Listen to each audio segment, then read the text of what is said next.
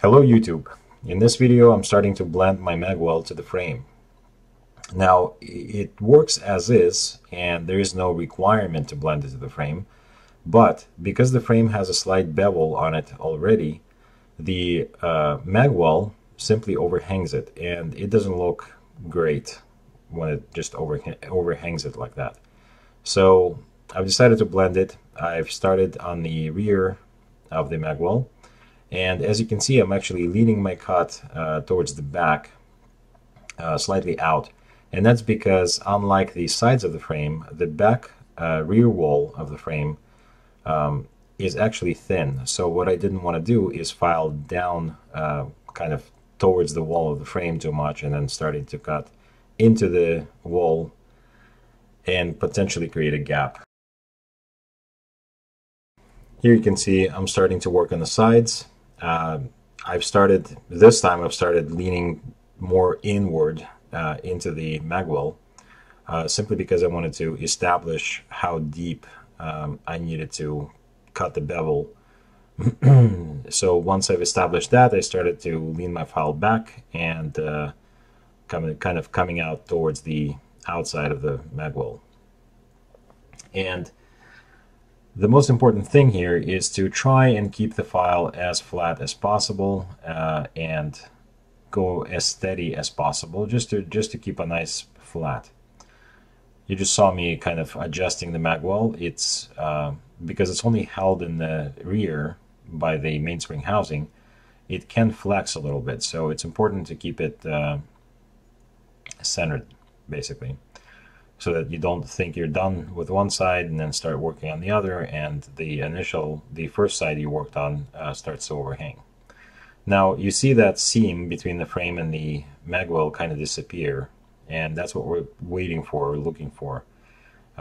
So that's when the magwell and the frame get the same bevel, basically. So that's starting to look pretty good. I'm starting to work on the other side. Those corners I'm going to be addressing with a round file, so I'm not worried about leaving those corners rough right now and stepped. You'll see that in a second where I'm going to address them with the file. But using this flat file is it's time consuming, but it gets the job done.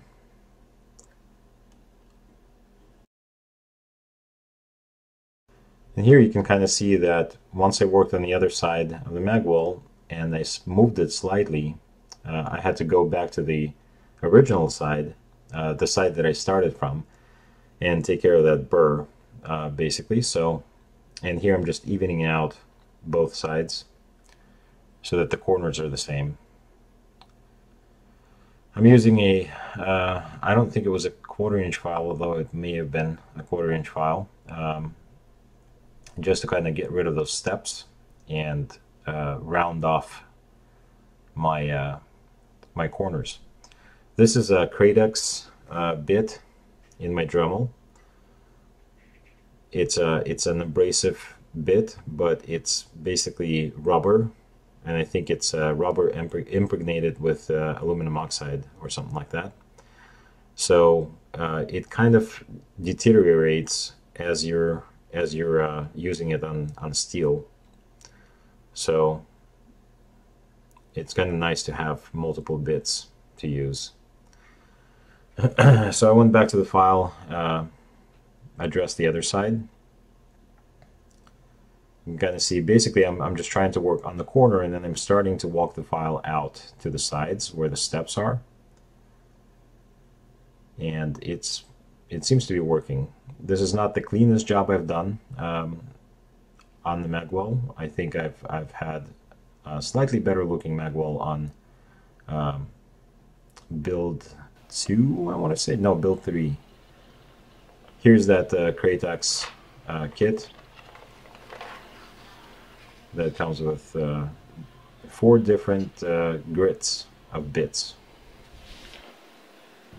I was able to figure out which one was the roughest one simply by looking at the bits, and some of them did show grit. So this was the roughest, So I decided to start with that, and you'll start seeing how my file marks are disappearing, basically. So it's really good. It's a really good bit, or bits. Cratax seem to be working pretty well.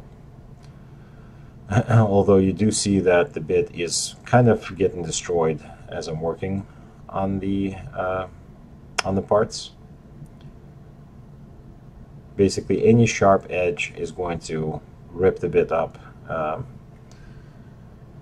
and that's why I'm probably going to be buying a couple of refills. Now this is a higher grit bit, different color. You can see that the surface is becoming even more smooth and polished.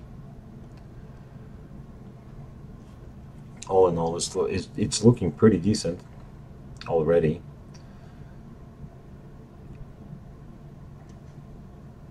So now I'm going to need to take care of the front of the frame, because that is currently missing a bevel.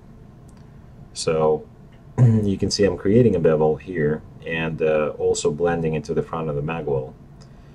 And I'm using the same polishing bit to just smooth out what I just did. And the last thing is going to need to, the last thing we're going to need to do is take care of that step in the front. I don't like to leave that step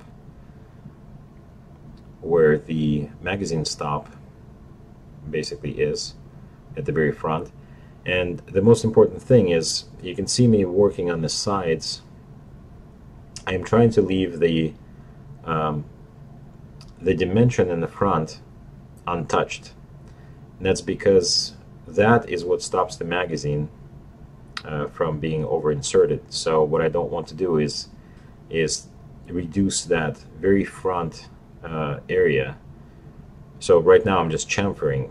You see, I'm not actually lowering that spot, just chamfering it, chamfering the edges. So yeah, it's important to not touch that very front of the frame. And here just beveled a little bit, and decided to use a bit of sandpaper to just clean up and just check for what the shape looks like. And then what I'm going to do is take out the mainspring housing and deburr the magwell, because what's left after I did this is a very sharp edge, almost like razor blade edge, right between the frame and the magwell where I was blending. So I decided to basically chamfer that edge, or deburr that edge, and as a result, as you'll see, we'll start to see the seam between the frame and the magwell. Okay, so here's what we ended up with. Obviously, when it's all blasted, it'll look better, and I didn't have to polish it too much right now because it will be blasted. So you can see I took off the step.